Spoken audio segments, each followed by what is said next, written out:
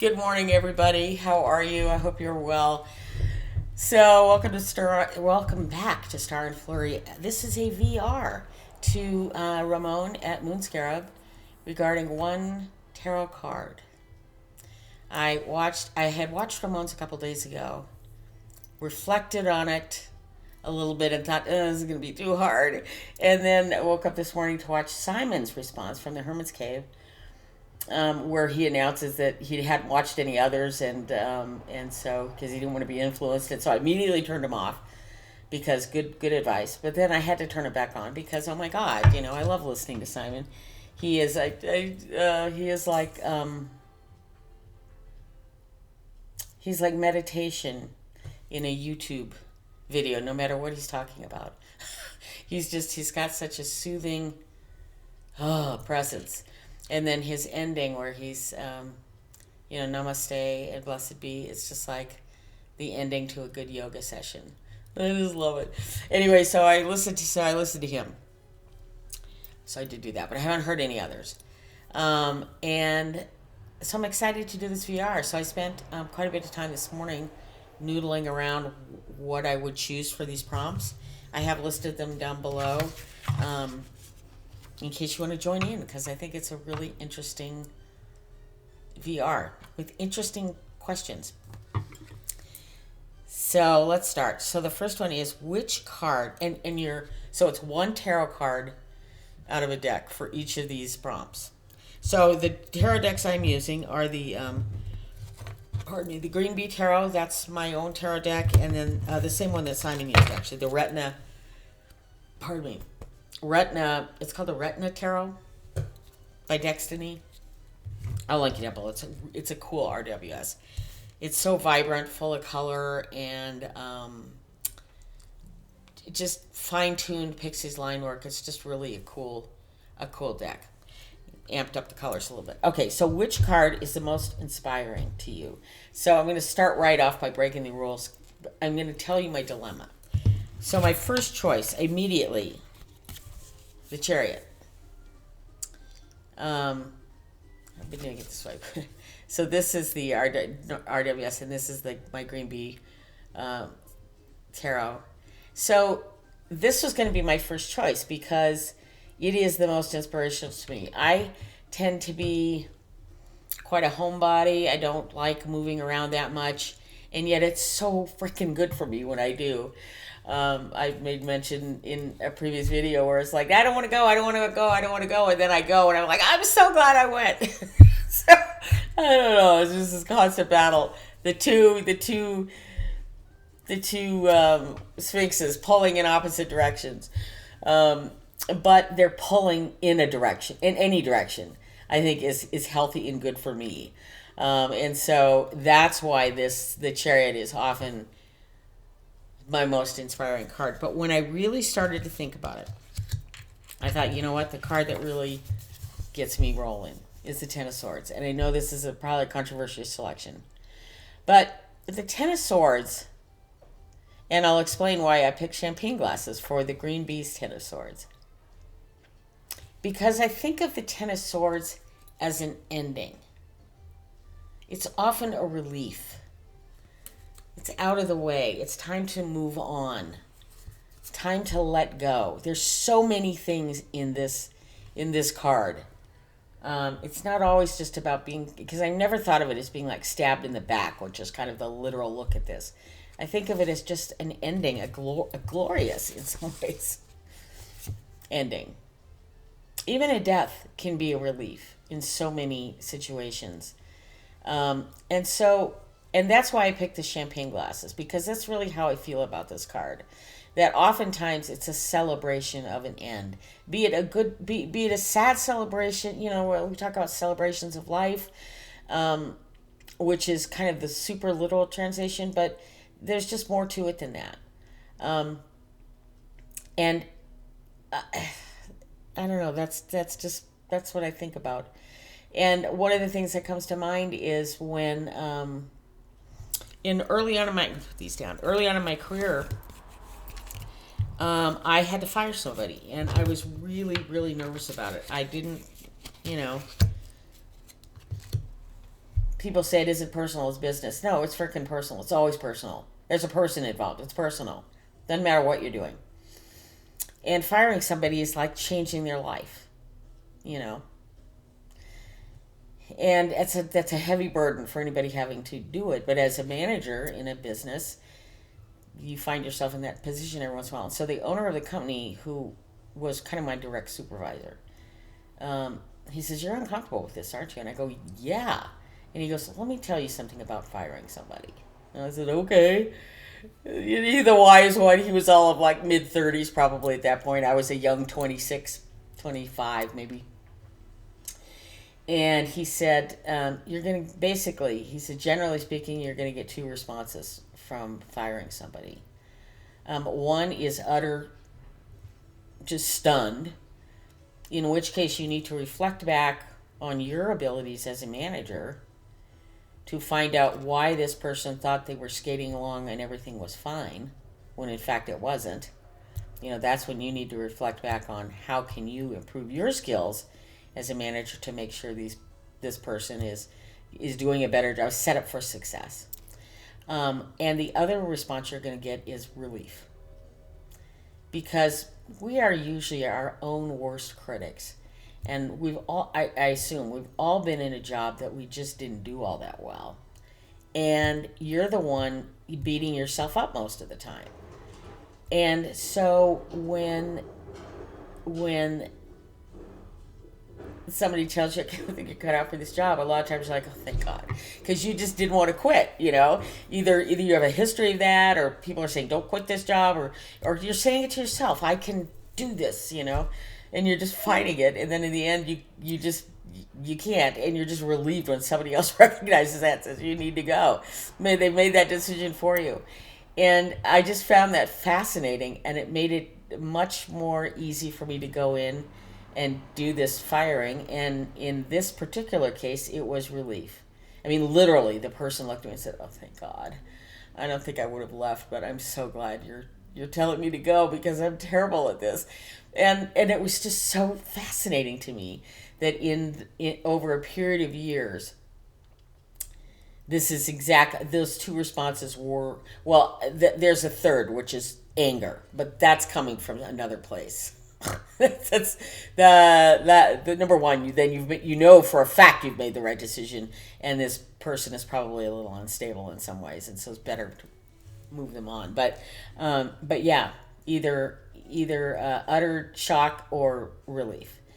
And I passed that advice on to many people that I've worked with who had the same issue I did with firing people. That they were, you take it personally, and you're just.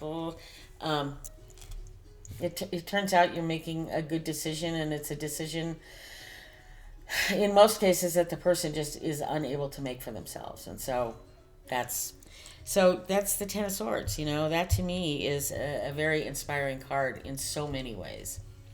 So prompt number 2, what card is the most distressing to you? I'm going to have to agree with Simon on this one. I feel like holding up signs in a what was that, match game. I'm aging myself, but anybody who's watched that game, they all hold up their little signs. Anyways, yeah. So this is the Green Bee anxiety card, 9 of Swords, and this is the RWS. This is the most distressing card to me, because I too am an overthinker, as Simon mentioned he was, and I can look at 5 things, 6. What do they say? 9 ways and whatever. There's a phrase for it. And I just am generally an anxious person, and I was in a job that just fostered that for years and years and years. And it took me 5 years after my dad died, to finally wake up not gasping for air, heart not palpitations. I remember it took me 5 months or so when that stopped happening for me to realize that it had stopped happening. I thought it was normal, really, in many ways. I mean, I knew it wasn't, but it was my normal. And then all of a sudden that went away. And so I talk about, when I talk about it with other people, I say, yeah, it took my brain 5 years to off gas. All that freaking stress and anxiety and everything that was built up in my head over 35 years in the restaurant business and 3 for caregiving. It's just, mental stress and anxiety. So when I see that card, it just brings a lot of that back and reminds me it's not a place you ever want to go again. And I'm so fortunate that I'm pretty much in a situation where I can control that a lot better than I used to be able to. The outside forces are, I'm more in control of my boundaries and how to work with them. Prompt number 3. Which card is the most enigmatic to you? And I think of that as kind of the most mysterious, the one that kind of flummoxes you when it shows up. 7 of Cups. So it's always confused me, this card. Because in some cases you'll read, the world's your oyster. And then you read, way too many choices, overburdened with that. I mean, and when you look at Pixie's card, literally, I mean, it's all these choices floating around in the ether. So none of them on really strong foundations at all. Nice shiny cups full of interesting little things to beguile you. Is that good or bad? I think sometimes it's not great. But other times it might be, yay. Oh boy, I've got all these choices. Choices are positives, but they can be negatives because then you have to make a choice. And that can be difficult when you've got all these things dangled in front of you, all these shiny things dangled in front of you. And that's why I picked this image for my card. It says 7 fish just kind of floating around, not quite sure what to do, and I think in many ways that's what this card represents to me. So it flummoxes me and it makes it mysterious because I'm really not sure what it's telling me. But that's good because I do tend to read this card really based on what's surrounding it, above and below it. So this card to me doesn't stand alone well, in my opinion. It needs to be handled by other cards. So that's my enigmatic choice. Which card would you put in a 1,000-year time capsule for future humankind? The Star. I mean, I think of the Star as hope and literally reaching for the stars. It just represents our planet so well in many ways. The water of life, the growth of things, our bodies, the universe above us, the sun giving us light, the animals, the landscapes that are represented here. There's so much in here that I think represents us as a whole, as a world, as the earth. And it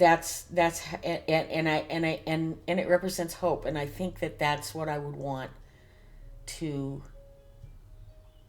express as part of our humankind. So that's that one. If you were elected as president of a newly formed country, which card will you use for its flag? This one was easy. I knew this one right away, for me at least. 7 of Cups. So this is the green bee. This one is the green bee, and this is the RWS. I wanted to reflect the planting of seeds for the future, in order to sustain us in a healthy way. Just moving forward in a new rich world of earth, and planting the proper seeds and watching over them, watching them grow, and sustaining us through the future. So that would be my flag. Okay, what's this one? Okay, the next question is, if you were Earth's ambassador, so if you were Earth's ambassador to an alien civilization, which one card would you use to represent humankind? I picked the world. And mine isn't as my choice here was just kind of the Milky Way kind of world. so limiting actually in many ways. But this one I think is it's the whole world. It's the world. That's what I'd want to show them, that we're not as confined and small thinking as we think we are. I'd want them to know. I guess I would want them to know that at least I've never felt as if we were alone, and they aren't alone. That we can provide for each other. That we can help each other move forward in our and create good histories. All around the universe, and that's what I would want. That's what I would want them to know. So which one card represents someone you love? Well, as you all know, I dearly love my dad, and I talk about him a lot. But I thought I'm going to talk about a living person this time, and that would be my brother. And he is the King of Cups. This is my favorite. The second favorite card in the Green Bee Tarot is the King of Cups. He's the one that came out the fastest in terms of looking for images. I saw him and I said, I know who that is. That is the King of Cups. And the King of Cups to me is just, and I want to, did I bring, I did. The Witch's Garden has this Witch's Garden guidebook. I wasn't going to use any books, but when I started thinking about the King of Cups, I really wanted to make sure I was in line with what I thought I should be in line with. Where are you, King of Cups? And, okay.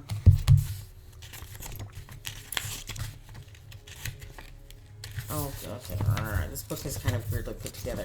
I don't like it when they separate the court cards out. I mean, I understand why they do it, but it bugs me. Okay, so it says the King of Cups is the gateway to elemental water. His pearly coral throne reflects a seat of stability amidst stormy ocean waters.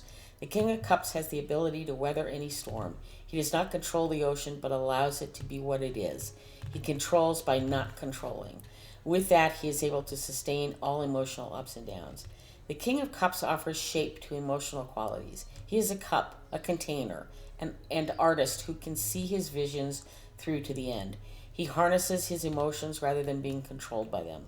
This makes him effective in all sectors of life, and he responds to the world from an oceanic depth of feeling.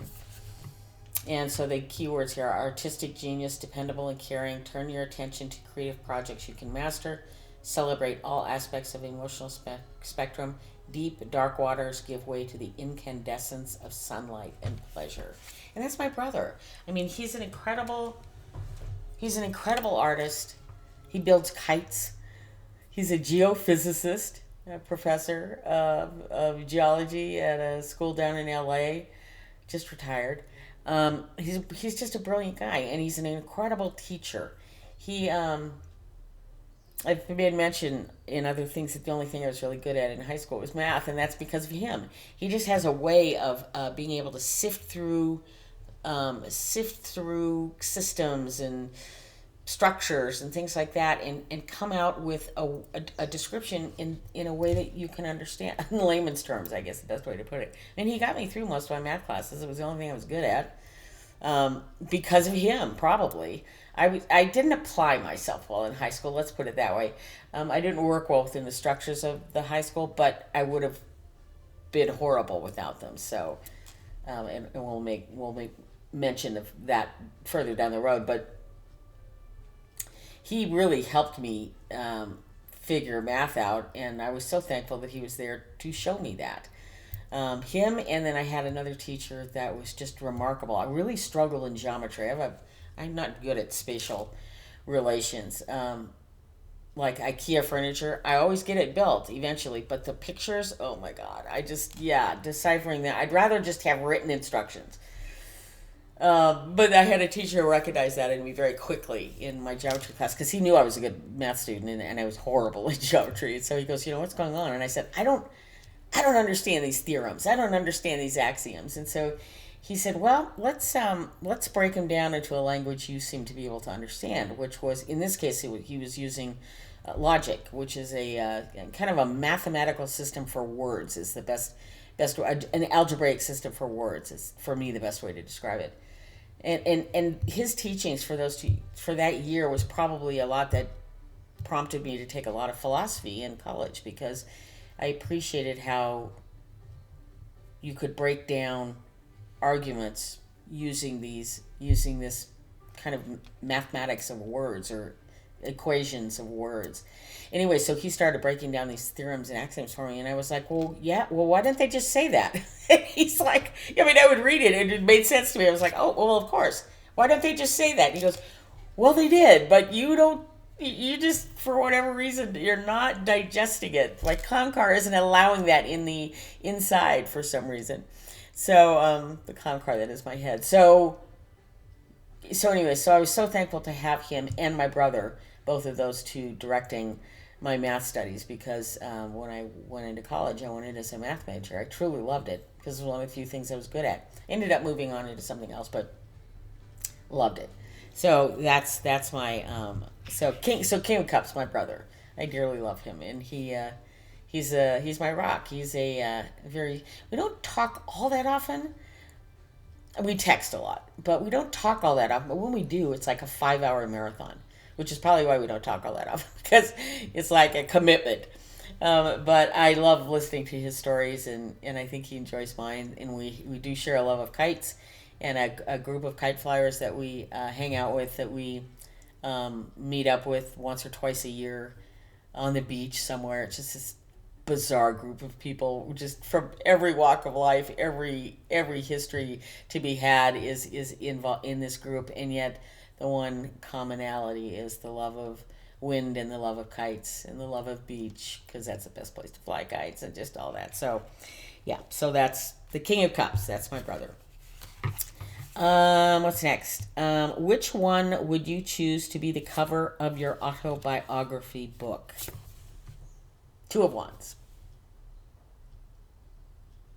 My opinions of this card got a little shattered after the first decan, when we talked about this card being very dominion oriented, kind of even though you don't see it in this card, it's a very strong kind of overpowering, taking over the nation kind of card. But I don't look at it that way. I look at it as having the world in your hands and trying to figure out what the heck you're going to do with it. And I feel like that's my life, that I've spent a lot of my life trying to do that. And you just look at this, I mean, how bountiful it is with the water and the mountains and the greenery and the, holding the world in his hands and just gazing out to the future to think about what now what. That's what I love this card. Now what is kind of what I think of in so many ways when I look at this card. It's like, you have the Ace of Wands, kind of the inspiration, the perk, the spark of the idea, and then the two, it's like, okay, now what? That's what I love about this card, and that's why I like my card as well. I think it's the fire of the passion of the idea, of the spark, and then the looking on, like, how am I going to make this happen? How's this going to work? So that's and that's what I love about life and everything else. I think that would be the I don't know if it describes my life or if it describes the way I'd like to think about my life. So one or the other. Okay, so the next card is, if you could upgrade a minor arcana card to a major arcana status, which would it be? Eight of Cups. These two cards are very similar. I love this. I love my image a lot, but I've just always loved the Eight of Cups, and I think because there's so much power in this card.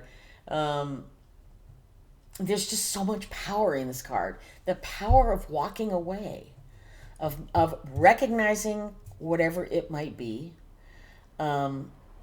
It might be so good you need to walk away, or it might be so bad you need to walk away, or it just might not suit you. Whatever the circumstances under which you choose to move on. And there's all this fruitful, these are cups, generally good things, but you're choosing to walk away for a reason. And I don't think of this as a forlorn card or a sad card in any way. I think it's a very powerful card. It speaks to choice.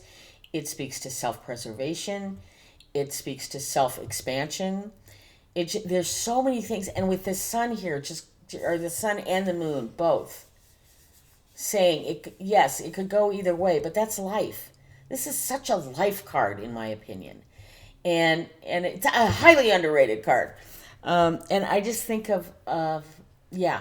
So I love this card, and it reminds me of when I was in driving school in high school. Taking driving lessons. Our driver instructor, I thought he was brilliant, but he said there are three. He says outside of your safety belt, your seat belt, there are the three most important safety features in your vehicle. Your rear view mirror. He believed that was number one. Absolutely number one. He used to test us all the time. You're driving down the road and all of a sudden his hand would go up in front of the rear view mirror and he goes, what color is the car behind you? And you didn't get a licorice rope unless you knew. He bribed us with licorice. Unless you knew the color of the car behind you. And so it taught me to constantly look in the rear view mirror. And it really is helpful because it kind of keeps, you just keep your eye on what the hell is going on behind you. Because what's going on behind you can be just as detrimental as what's going on in front of you. So anyway, so the rear view mirror is number one. Number two, of course, is your brake. And number three, and he used to call it the most underrated safety feature in your vehicle, is your gas pedal. I think of the Eight of Cups as your gas pedal of your life. Sometimes you just need to hit the gas pedal and get away from whatever that situation is. Move beyond it. You see it coming, move beyond it. So that's what I think of the Eight of Cups. I don't think of it always as an escape. It's more of a, maybe moving out of the way of yourself or others, That's why, to me, this is a very powerful card, and I think it would absolutely do itself justice by being part of the major arcana. I don't know what I would call it. As a title, I don't know. But yeah, it deserves to be. It could hold its own in the major arcana line for sure. And then if you could mentor one of the 4 pages, which one would it be? Page of Wands. Absolutely the Page of Wands. And the reason for that is this. The Page of Wands, passion and fire and just that grit of wanting to eat up life is so powerful when you're young. And yet to be able to harness that in some way and direct it learning how to direct it in effective ways is even more powerful than the passion itself. Because the passion is ineffective if it's spread all over the place. And I wish I'd known that at a much younger age and I can't say that I've learned it completely yet, but to me this would be the page I would mentor, to teach him or her to embrace your passions, embrace them tightly, and direct them in powerful ways, because a flame, just going this way and that is not that powerful, but directed and it becomes a flamethrower. I mean, I just think of that scene from, I'm always bringing in movies, but that scene from Once Upon a Time in Hollywood, where Leonardo DiCaprio gets his flamethrower. It's like, oh my God. But yeah, that is directed passion, directed energy. And I would want to teach the Page of Wands about that. So that would be that card. Thank you so much for this wonderful, wonderful tag, Ramon. I really enjoyed it, and I enjoy your channel so very much. And this is just such a tag, really above all others in many interesting ways, because it really makes you focus in on these cards and what makes them special to you, and in such an interesting way. So thank you so much for doing this. Thanks everybody for stopping in. I really appreciate it, and I look forward to looking. I now going to look at more VRs. I've only seen Ramon's and Simon's, so I'm looking forward to finally expanding expanding my horizons and watching others. Thanks so much for stopping in. I hope you all have just a terrific day. Thanks. Star and Flurry out.